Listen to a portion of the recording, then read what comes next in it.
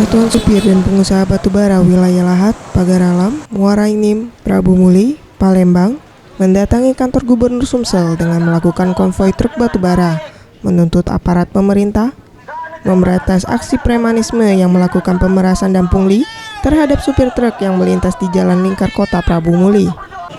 Henry Martin, koordinator aksi, mengatakan pemalakan dan pungli yang berada di wilayah Kota Prabu Muli saat ini sudah sangat meresahkan. Untuk sekali melintas, para supir truk ini setidaknya menghabiskan uang Rp300.000 agar bisa melewati wilayah tersebut.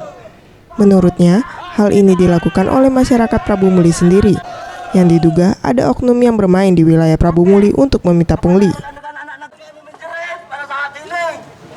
Wajar kami minta pertolongan.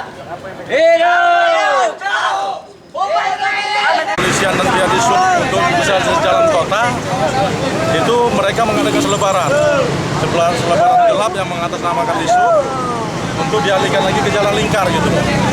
Apabila tidak ini mereka diancam, makanya mereka istilahnya gerah. Sampai saat ini mereka takut. Sudah melapor ke Polres, Bang? Polres ya? Prabu Muli? Ya? Sudah melapor ke Polres Prabu Muli? Mereka ini nggak berani yang gitu-gitu. Tujuan kita ke sini hanya untuk minta, mereka ini istilahnya minta kepada Bapak Gubernur supaya istilahnya mengetahui permasalahan yang sudah terjadi di jalan. Ya sekaligus mungkin karena ada jalan-jalan rusak, katanya kan, dengan ada pungli-pungli ini mungkin ya Bapak Gubernur lah yang bisa menginformasikan ke pihak kepolisian. Setelah melakukan orasi di halaman kantor Gubernur Sumsel, para pendemo ini diterima oleh Nasrul Umar. Kepala Disubkominfo Sumsel berjanji akan memanggil pihak terkait yang bertanggung jawab atas adanya pungli ini.